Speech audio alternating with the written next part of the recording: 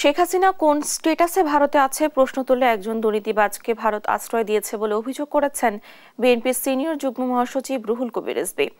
আর কোনো স্বৈরাচার ধর্মান্ধ সরকার যেন রাষ্ট্রীয় ক্ষমতা দখল করতে না পারে তার জন্য সবাইকে সতর্ক থাকার আহ্বান জানিয়েছেন বিএনপির যুগ্ম মহাসচিব খায়রুল কবির খোকন।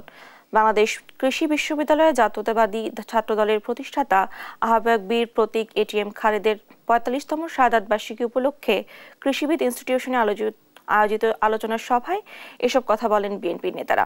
বক্তারা বলেন, নির্বাচনে বিলম্ব হলে অর্থনৈতিক সংকট, রাজনৈতিক সংকট মাথাচাড়া দিয়ে উঠবে। স্বৈরাচারের দোসরদের বিরুদ্ধে সচেতন থাকার আহ্বানও জানান বক্তারা।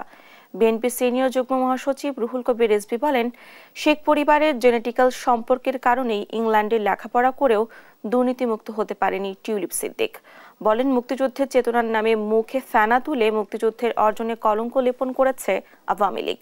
উন্নয়নের নামে শেখ হাসিনা লুট পাচার করেছে অভিযোগ করে একজন দুর্নীতিবাজকে ভারত আশ্রয় দিয়েছে বলেও অভিযোগ করেন রিজভী।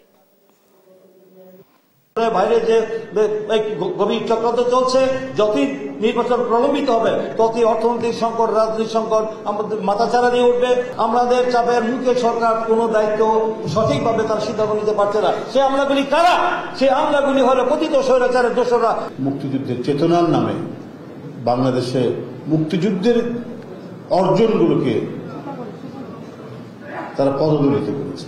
আজকে শেখ হাসিনা কি স্ট্যাটাসে ভারতে আছে এটা কিন্তু বলতে পারছে না। বাংলাদেশের তার যে দুটি পাসপোর্ট, সেই দুটি পাসপোর্ট, একটা কূটনৈতিক পাসপোর্ট, একটা জাল পাসপোর্ট, দুটাই বাতিল করেছে। তারপরে কি স্ট্যাটাস আছে? ভারত কিভাবে তাকে রেখেছে? কোনো উত্তর দিতে পারছে না, কোনো ব্যাখ্যা দিতে পারছে না। দিবেন কি করে?